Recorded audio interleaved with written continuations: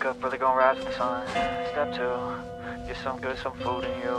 Step 3, think real hard about what you wanna be. Step 4, everybody just do your thing. Wake up, today's gonna be a good day. Wake up, today's gonna be a good day. I am at about 5.5 kilometers from the start. It's a half marathon today. I'm trying to go as low as it can go, and I cannot bring my pulse down. I really don't understand this. When I started, my target was to run at about 145, which for some of you may seem high, but I have a relatively high heart rate for my age. And actually 145 is well within zone 2, so it's actually super easy. And nonetheless, here I am, really struggling. Right now I am even at 160 pulse, and it doesn't feel at all hard. Really easy. So at this point I think I will just follow my feeling, and I will just go really slow. But really I don't want to walk because I feel okay, and I feel good actually, and I don't see the point in really slowing further down, because I don't know really how slow should I go to reach 145. So here we are. Anyway, today is the first long run. Oh, it's quite windy. Let's do like this. It's the first long run after the US. I said I want to increase the volume, so I take it easy. I'm trying different things. I have first of all at breakfast before the run, something I usually don't really do that much. I had a piece of bread with cheese. I have another piece of bread with honey. I had my black tea. I usually drink black tea all the time when I go for a run. I mean before running, all the time when I go out for a run I drink black tea. And I was just doing my stuff at the computer to upload the course on my phone, and then I had to reset up some music. Actually I am listening to a podcast, because you know, I find it kind of boring when I have to run long distance and I just feel like a waste of time. Of course I am enjoying the scenery and so, but it's like 2 hours, so I take some music with me.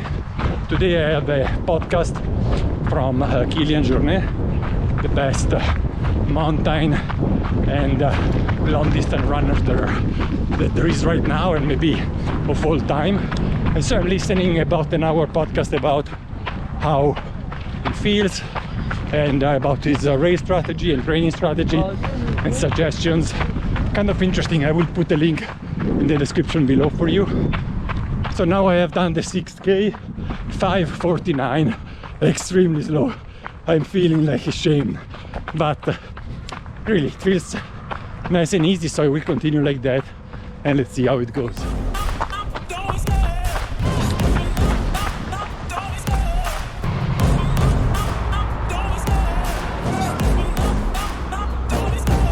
Love the chase and the hunt, and I set the pace when I'm running. I always take. I am in the second half, already past kilometer 11.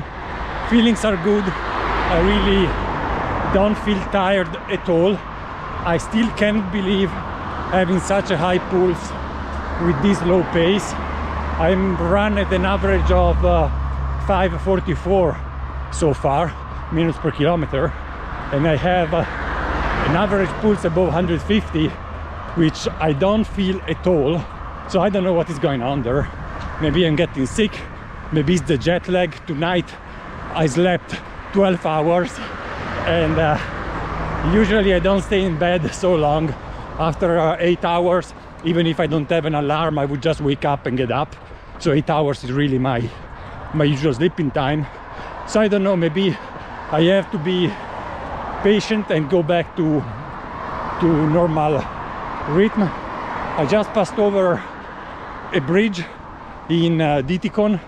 That's the name of the village or the small city, and yeah, that's was more or less halfway. So since I cannot really focus on my strength, on my higher pace and so on. I really focus on anything else. So I'm training, for example, going at a higher pace with my cadence, with my feet, with my legs. So my natural cadence would be about 165, the cadence per minute. And now I'm trying to be at under 70 or even above that. We will see at the end what I manage on average.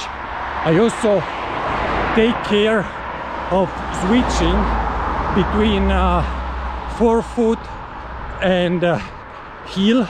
So like I run sometime on my forefoot and then I would just slowly go back on my heels and then back on the forefoot.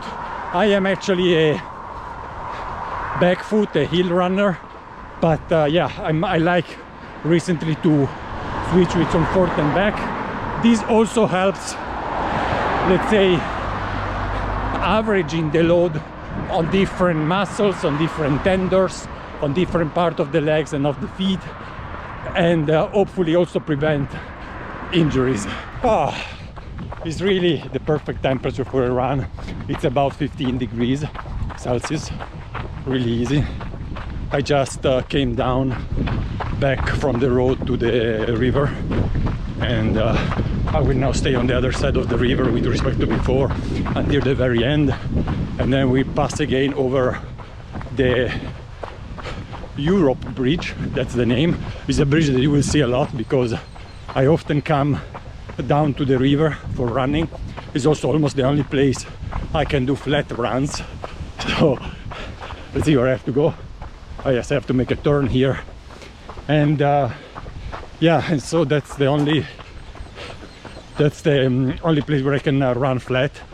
And it's usually the same way. Usually when I go out to the main road, then after a while I cross the street where they're at the UBS building, and then there is another kilometer, then I cross over the bridge, and then I come down to the river where I am now. It's today I have a backpack as well. I want to start getting used to run with some weight on my back, and I put about 1.5 liters of water in it. I have also my mobile, you know, just in case if something happens I can catch public transportation with the phone, I can call someone. And then I put also a long shirt just in case really I have to stop, then it would be a little bit chilly, and with that way, you know, just to warm up a little bit. So yeah, that's have with me. I have been keeping drinking regularly, even if I don't feel I need it, just also to get used to that. It's a bit tricky. This thing here sometimes was dropping some drops of water.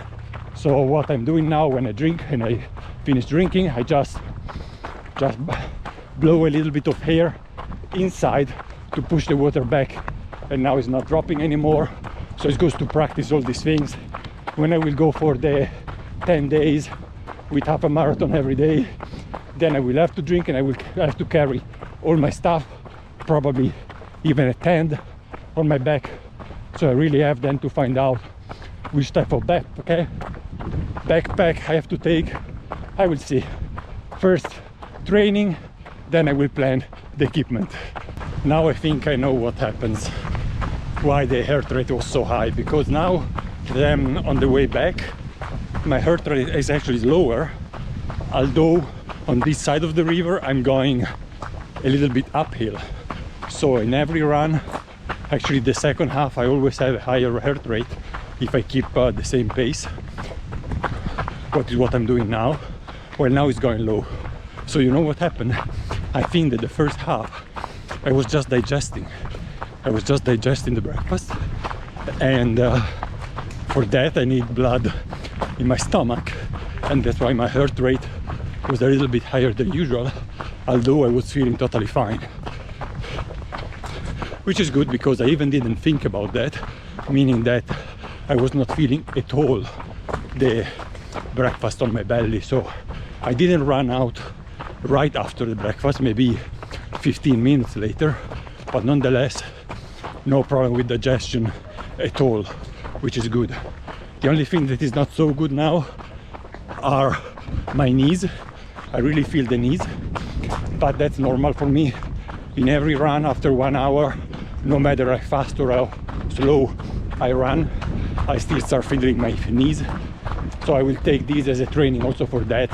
All these low trainings are just to strengthen my joints, strengthen my body, to stay up long on my legs, even with some weight on my shoulder.